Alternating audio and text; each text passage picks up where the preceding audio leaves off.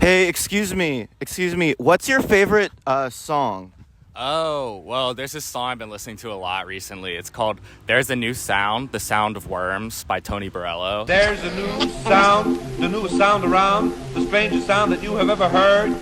Not like a wild boar or a jungle lion's roar. It isn't like the cry of any bird. There's some songs that just, you hear them for the first time, and then that memory of hearing it for the first time is embedded in your brain forever. There's a new sound, The Sound of Worms by Tony Burello. This is the best. Always has been, always will be. I see. And you'll never forget that moment. You'll hear that song again, and it will just remind you of the first time that you heard it, and you'll travel back mentally to that place you were in. And the new sound, The Sound of Worms by Tony Burello, it's one of those songs. My name is Mark Soares. I work as a musicologist at UC Franklin. I do a lot of timbral research on sort of things in songs that might stand out and perk the ears up, usually in the higher mid-range frequencies. That's a lot of what my thesis, Music is Art, focuses on. And ultimately we found that The Sound of Worms has at least 7 of those timbral kind of ear-raising moments that really make a listener stand on edge. But there's a new sound, it's deep down in the ground, and everyone who listens to it squirms, because it's new sound, so deep down in the ground is the sound that's made by worms. Tony Burello is the only artist that wasn't allowed in my house. My mom threw out all his records. I had to sneak them in. I had to slip Tony Burello CDs in my fucking Metallica, Christina Aguilera records. There's a new sound, the newest sound around, the strangest sound that you have ever heard. Not like a wild boar or a jungle lion's roar. It isn't like the cry of any bird. Parents today are still, if you look at, footage of parents online, because it actually has gone viral on the internet, the Play Sound of Worms for Your Parents challenge. You can really see the song's endurance in the way that it still actually manages to upset parents today. Club Soda? Okay. Can you make it a little lower, honey? Siri, volume 30. Would you like some... This is Dutch Baby. Would you like some Dutch Baby? And would you like some apple pie pancake? Of course. Alright, now... Sure.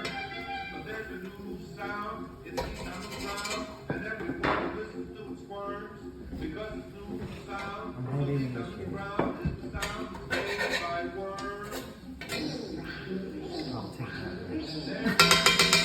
It's not like Elvis or the Beatles, where if you play Elvis and the Beatles for parents now, that's the music of their youth, and that's what they grew up with.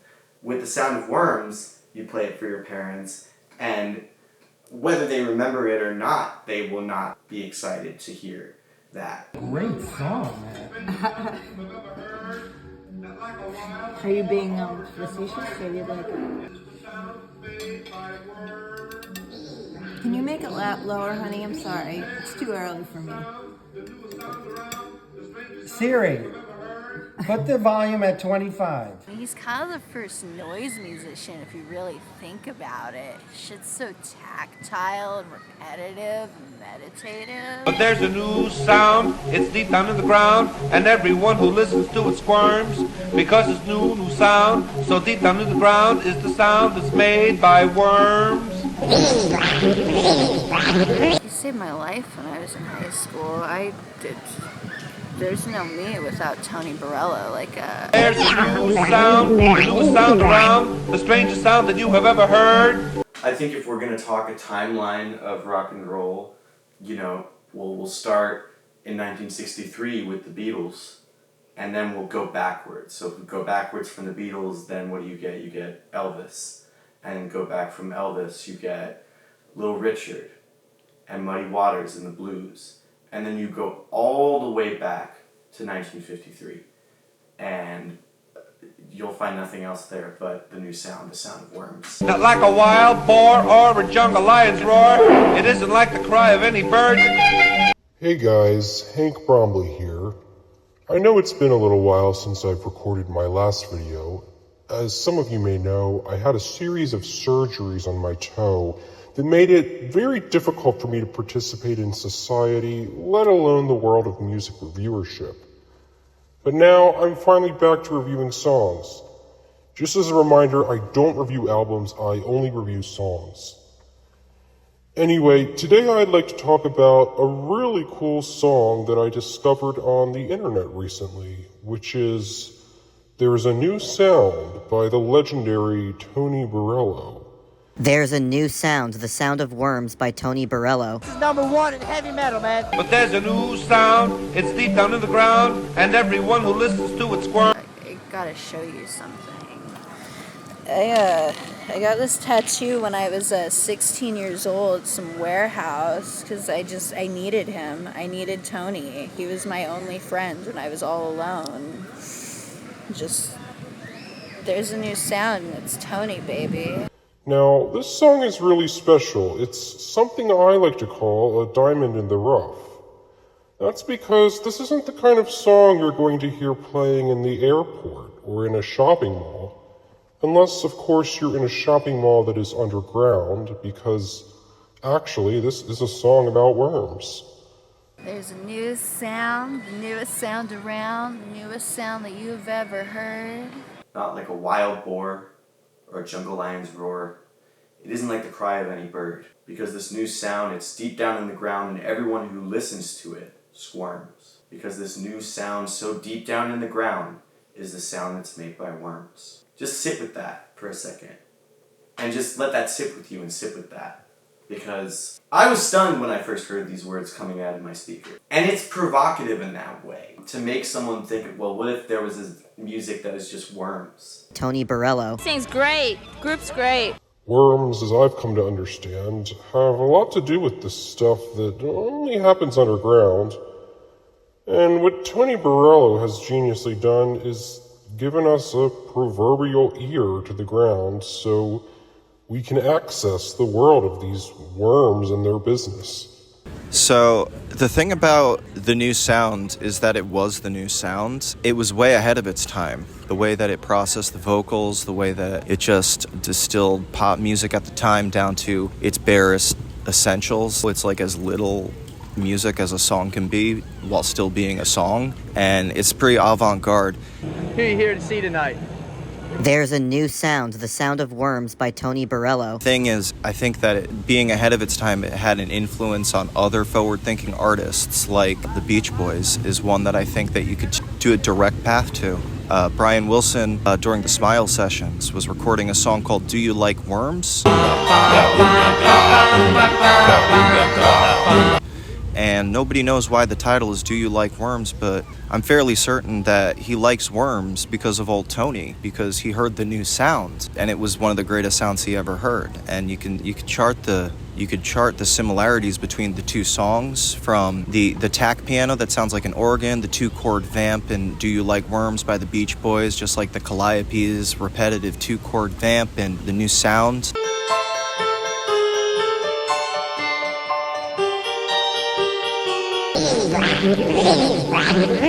I also love this song because it makes me think about a cricket sort of guy with like a little cane and a suitcase who is running late for work at his job where he works underground.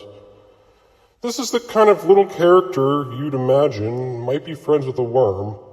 You know, you can go back and sort of deconstruct some of the iconic riffs, in rock and roll history. We'll start with something like Smoke on the Water.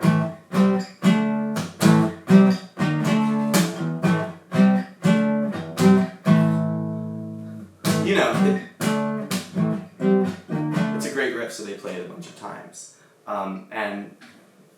There's a new sound makes use of that same repetition. Sometimes you'll be jamming out, and then before you know it, you'll be playing. There's a new sound, the newest sound around, the strangest sound that you have ever heard. Not like a wild boar or a jungle lion's roar. It isn't like the cry of any bird. Cause it's a new sound, it's deep down in the ground, and everyone who lives, etc. There's a new sound, the sound of worms by Tony Burello. Rules. All that punk shit sucks. It doesn't belong in this world. It belongs on fucking Mars, man. Brian Wilson was setting out to make Smile as a novelty record in '66. And Do You Like Worms started being recorded as a novelty record in '66, I believe, and it was based on some lyrics that got lost. But I think that Brian Wilson very much was aware of the new sound, the sound of Worms, and I think that it had an influence on it. He was a notable fan of big band music, Sinatra and all that, as you can see from the Adult Child album and like the kind of novelty songs there. On the Smile record later, after Do You Like Worms, he covers I Want to Be Around, a Tony Bennett song, which was written by Johnny Mercer, the head of Capitol Records, their label at the time. And wouldn't you know it, good old Tony, after recording the new sound, got hired by Tony Bennett to do some writing and arranging and whatnot. So the link between Brian and Tony is 1 degree of separation. So I very much think that Brian had an appreciation for Worms. I think Brian Wilson liked Worms. Who are you here to see tonight? There's a new sound, the sound of Worms by Tony Burello. Or I could do Little Zeppelin, leaning into the blues, kind of the blues element.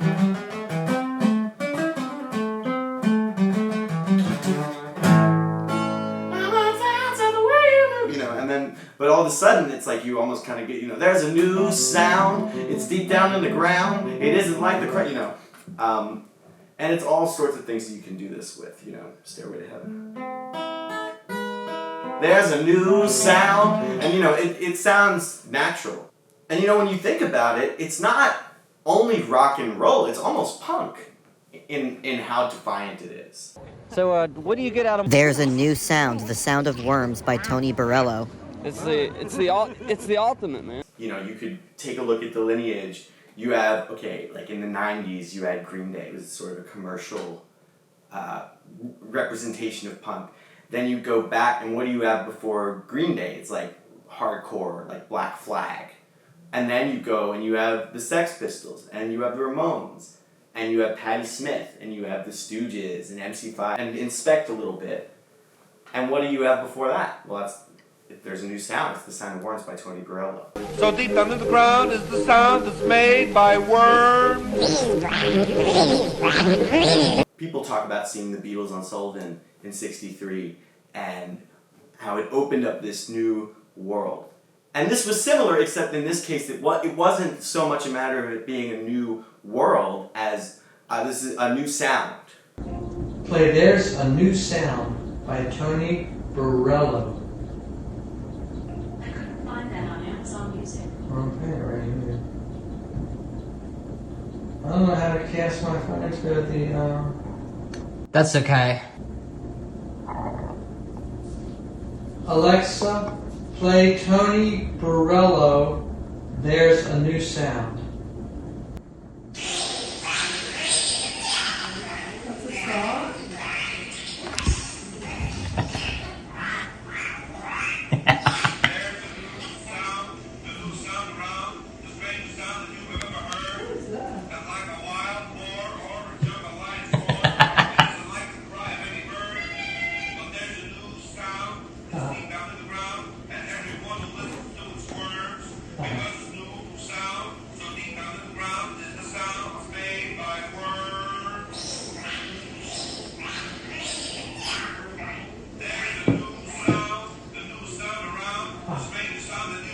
There's a new sound, the newest sound around, the strangest sound that you have ever heard. That like a wild boar or a jungle lion's roar, it isn't like the cry of any bird. So do you know about this? No. It's on the Muppets. I don't think I've seen this. Oh, wow. The newest sound around, the strangest sound that you have ever heard. Not like a wild boar or a jungle lion's roar. It isn't like the cry of any bird. I didn't even know that they were doing this. That this was like a thing that they were doing. Sound is the sound that's made by worms. He's not a real guy. He's a Muppet, which is that they are it's like this guy, like they're like little like guys who I don't really totally understand, but I think the thing is that they're not really real. Yeah, I know what a muffler is. I'm sure you know this. New sound. So deep down in the ground is the sound that's. So that's the way that from because they did it like that. There's a new sound. The newest sound around. The strangest sound that you have ever. I have all of it. But there's a new sound. It's deep down in the ground, and everyone listens to its squirms because it's the new sound. So deep down in the ground. All right. That's great, guys. Okay, bye.